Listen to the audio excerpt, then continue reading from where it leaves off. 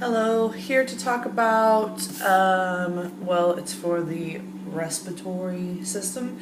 Draw and name the structures and functions of the respiratory system. I've done that here. Here's the structures of the upper respiratory system. And then this is the structures of the lower respiratory system. I do have some notes here so I don't get off track. Using a drawing, explain how gases are exchanged in the respiratory system.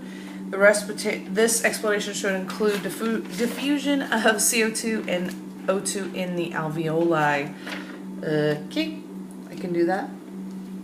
Let's first go over the respiratory system includes the passages that transport air to and from the lungs and the air sac in which gas exchanges occur from the book.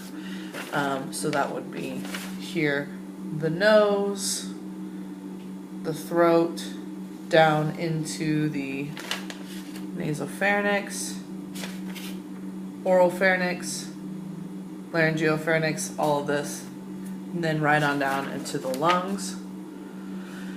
Past the trachea into the bronchial tubes, down to the alveoli where all of the work occurs.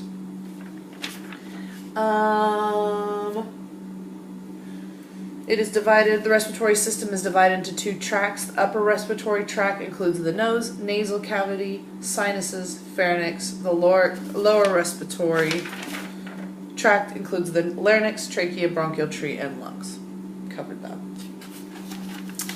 Okay, so gas exchange between the air and the blood occurs in the alveoli.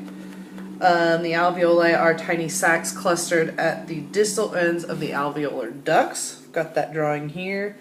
Some alveoli open into adjacent air sacs through alveolar pores that provide alternative pathways for air when passages are obstructed. Here. The respiratory membrane consists of the alveolar and capillary walls. Again, that's this drawing. I'm glad that I drew this huge, long, for us to mostly talk about this. Gas exchange takes place in these walls. Diffusion through the respiratory membrane. Gases diffuse from regions of higher partial pressure towards regions of lower partial pressure. Oxygen diffuses from the alveolar air into the blood. CO2 diffuses from the blood into the alveolar air. In, out, in, out, in, out. What are the importance of red blood cells? Well, they're packed with oxygen. Over 98% of oxygen is carried in the blood, bound to the protein hemoglobin in red blood cells. I was reading that apparently iron is what makes the red blood cell red. And that's what I know. Respiratory tract.